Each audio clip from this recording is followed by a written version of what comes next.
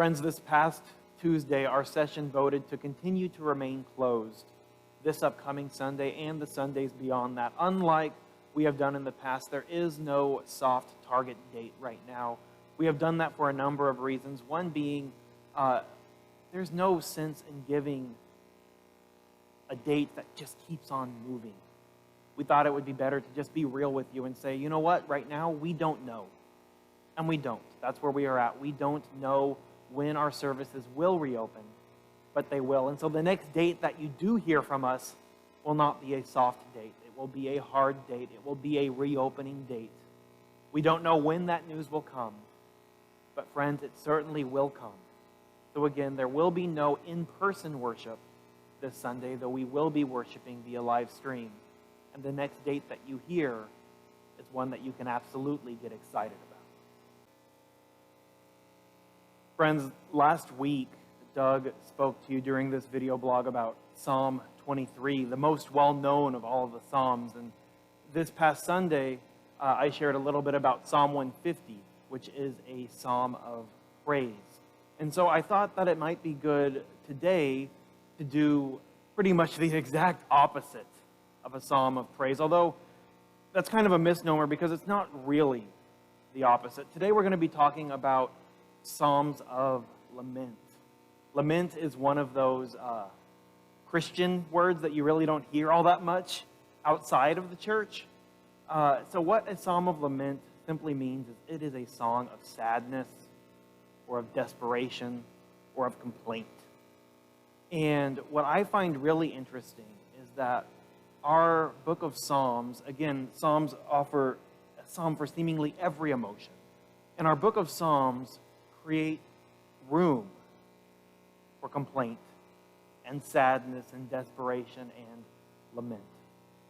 Psalms of lament are incredibly prevalent throughout the Psalms. You can see it in Psalms 39 through 44. There's a good chunk. There's also a good run from the late 50s into the 60s. Today I'm going to be looking with you at Psalm 42. This is right in the middle of this chunk. And so I encourage you, if you yourself are feeling sad, to look not only at Psalm 42, but at some of the Psalms around it. So Psalms of Lament have a very particular structure about them. You will hear a turn to God. You will hear a list of complaints. And then at the end, you will hear praise. I'm not going to be reading all of Psalm 42. Here are some of the highlights or lowlights. These are the complaints. My whole being thirsts for God. When will I come and see God's face? My tears have been my food, both day and night, as people constantly question me, saying, where is your God now? My whole being is depressed. I will say to God, why have you forgotten me? Why, I ask myself, are you so depressed? Why are you so upset inside? You can hear the desperation.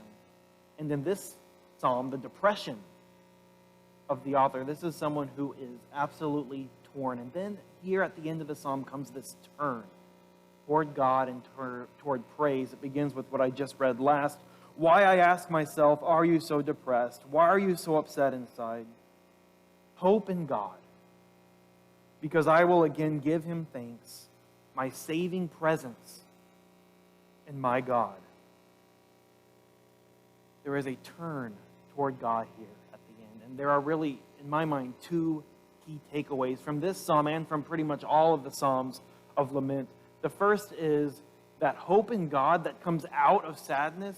Hope from sadness is still hope.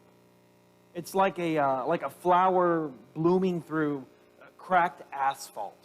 There is no denying the ugliness all around, but we are still going to offer and to celebrate God's hope blooming in spite of that. And so we can be sad, we can be frustrated with God, and we can hope and proclaim God's goodness at the same time. There is a profound relationship between these two things. And then the second key takeaway is very simple. God can handle all of our complaints. Again, the Psalms have a psalm for every emotion. And so here you will find within the Psalms of lament us complaining to God. So our Psalms allow us to complain to God. Our Bible allows us to complain to God, and God welcomes that. If your only relationship with God is one of complaint, God will take it. Because God wants a relationship with you, and because God knows that time together will be good for not only you, but also God. So however you are feeling, whether you are feeling like Psalm 150, all you want to do is praise, or whether you're in more of a Psalm 42 sort of mood and all you can do is complain right now, go to God in that emotion. And God will be happy to experience that emotion, right alongside you.